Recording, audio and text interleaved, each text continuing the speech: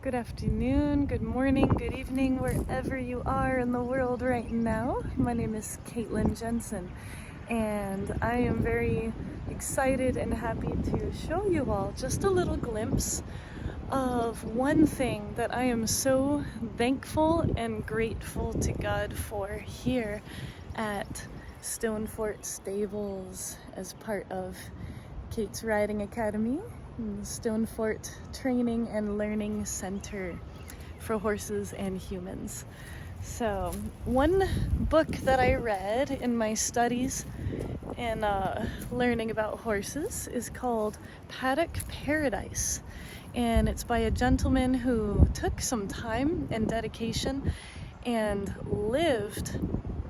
camped out basically in the wild and observed wild horse herds and their behavior among one another, but also their living style, how they traveled, where they traveled and when and how often and how far. And he documented it and wrote a book, and it was fascinating and very, very educational and helped me to understand horses a lot better, and as a result be able to take even better care of them, which I'm very, very grateful to do because they're such a gift, and why not? They're gonna feel better and they're gonna have a better time with you as well. So here we have and manage a little over 5 acres for these horses, for this beautiful herd.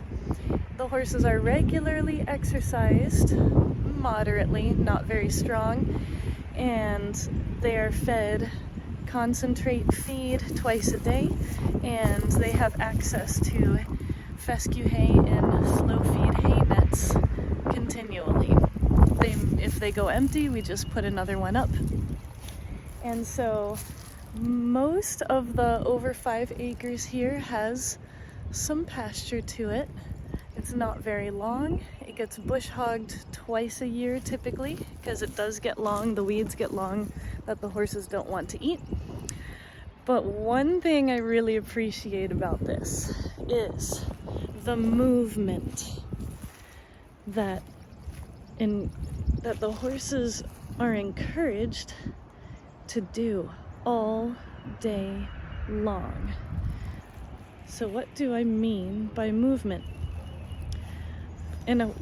Being encouraged to do it.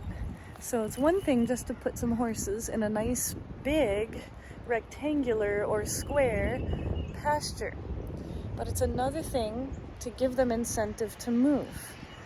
And you may be thinking, why do horses even need incentive to move? They want to move, right? Yes, they absolutely do. But it actually helps horses to have incentive to move, because if you observe horses that are just put in a pasture where they're fed and watered all in one spot in that pasture, let's say in a certain corner or in just one side. Hello, this is Cricket, my 40-and-a-half-year-old Welsh pony, Morgan Cross. He's retired and he loves his life. So yeah, one thing to put everything in one place and they all go to it, and then they eat. And if you observe horses in that kind of environment, they'll go there to eat, they'll go there to drink, then they go out in the pasture and they graze. But often you see a lot less movement. You'll see them stand, you'll see them maybe stand in the corner. And of course with younger horses in the herd, as you can see, there's movement going on there amongst those guys. They keep things interesting. They do help others to move, but movement is so important for horses. In just a very simple pasture, you will see less movement despite the horse's age. You'll see a lot more standing and a lot less activity. Why do we want our horses to move? Because in the wild, they are continually moving. And the movement is what they're designed to do. It helps their digestion to remain healthy and regulated. It even helps the hormones in their body and in their brain to be normal and at optimum level, meaning the serotonin and the dopamine will be at better levels and they will have a happier life. They will be happier for every activity that they do, including relating to one another.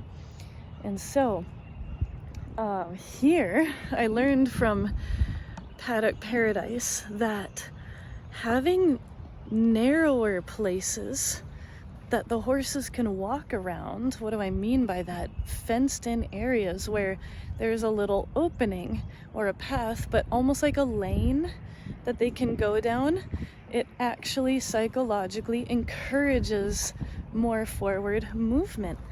And so the author of the book even suggested fencing in an area inside your larger area that's like their play field, and then outside that fenced in area there will be like other areas like lanes that they can go around to get to other things such as their food, hay nets, water, things like that. And so this place has developed gradually over time. When I came here, we had just over 5 acres pasture, and then this upper area here where the barn is located, and then a nice pretty little patch of woods.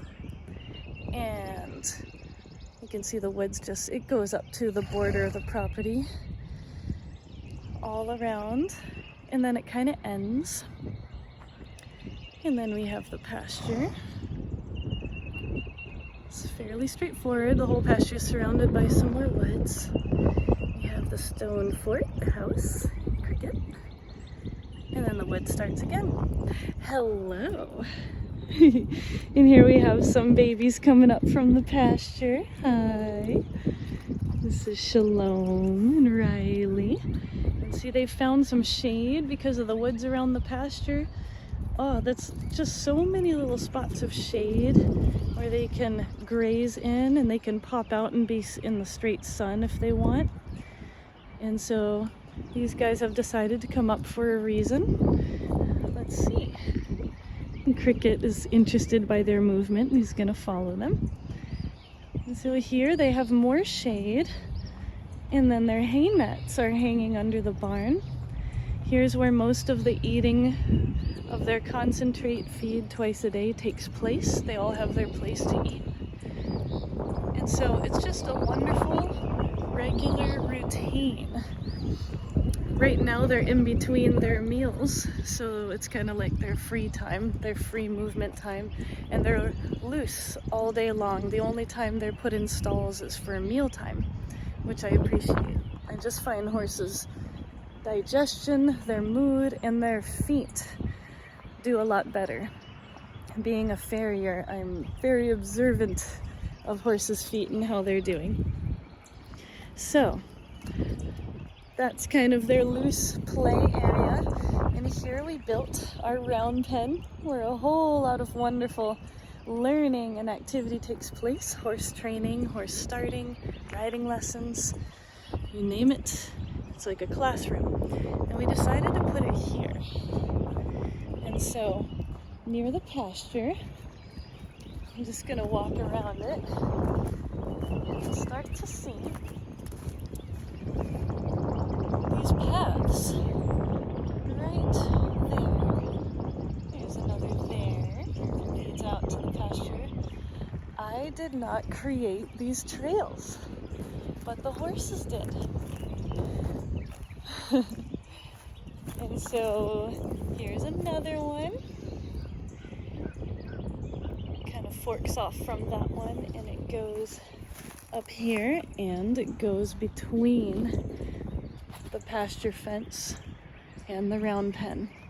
And you can see how well worn this path is. The horses travel on it often.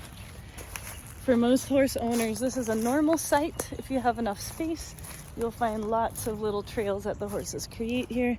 It's just part of their makeup. It's part of their normal behavior. But here, I just love how much movement it creates.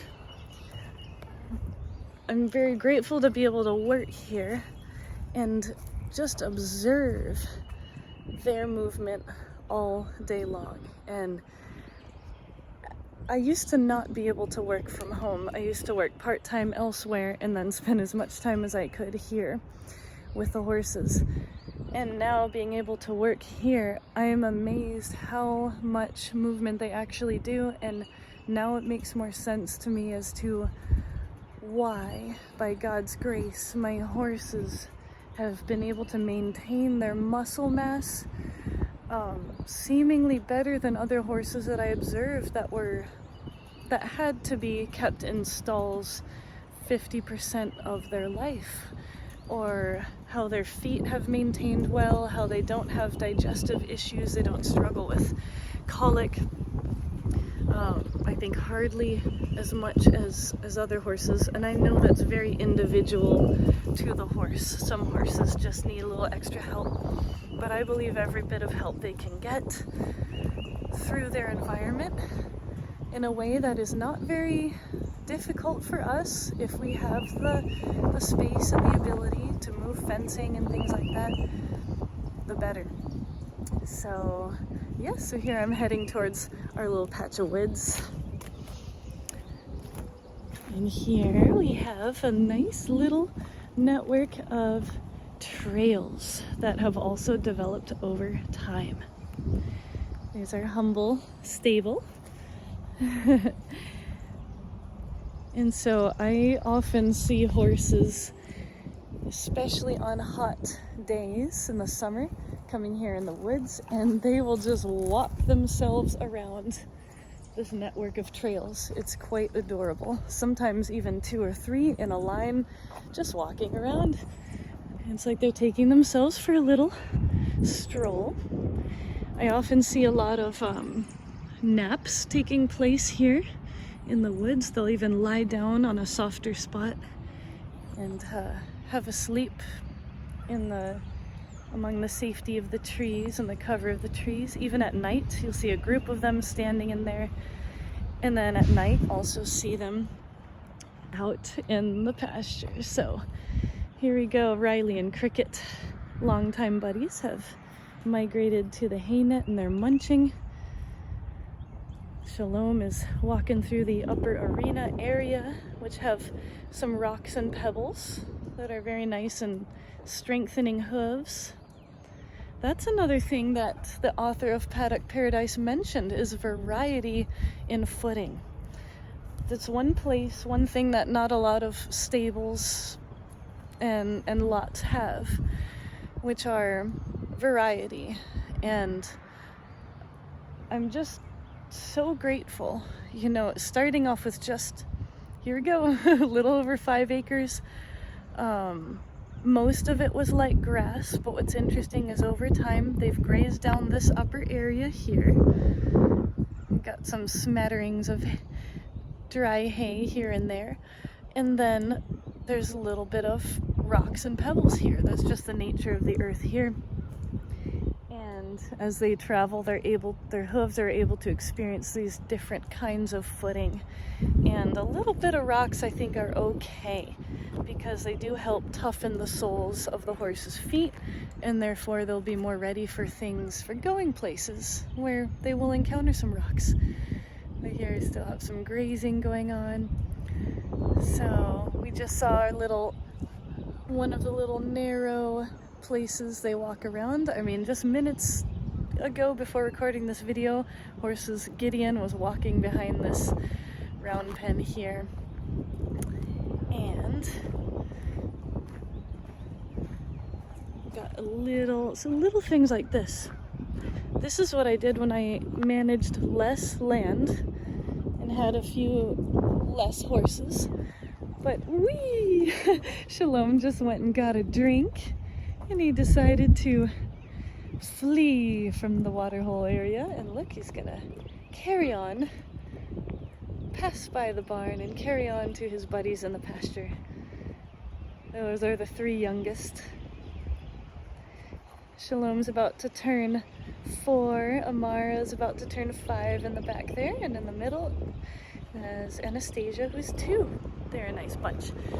Anywho, things like this. We have a little burn pile here that we burn in the open on occasion from just cleaning up sticks and things So I see horses walk around this all the time in their free time. We have a mounting block here, little stump there, couple trees here, and they just go all around.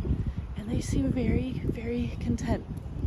So yeah, so I hope this encourages all you horsey and also maybe non-horsey people who just want to have fun learning more about animals and horses and how they are.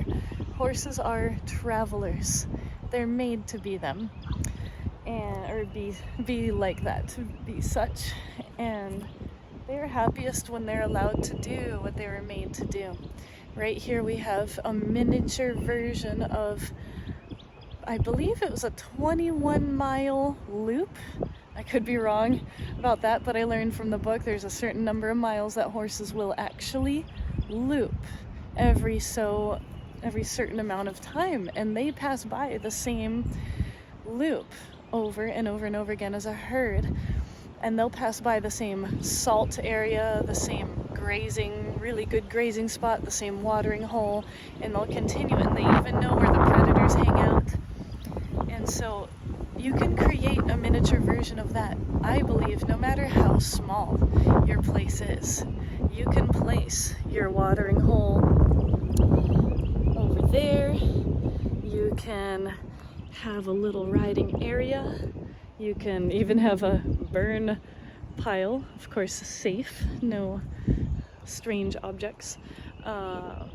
You can have your grooming area there, hay nets hung here, just ways to encourage movement. And then as you observe your horse or horses, I believe you'll be pleased to see the change in behavior and the increase in movement that they do. So yes, thank you so much.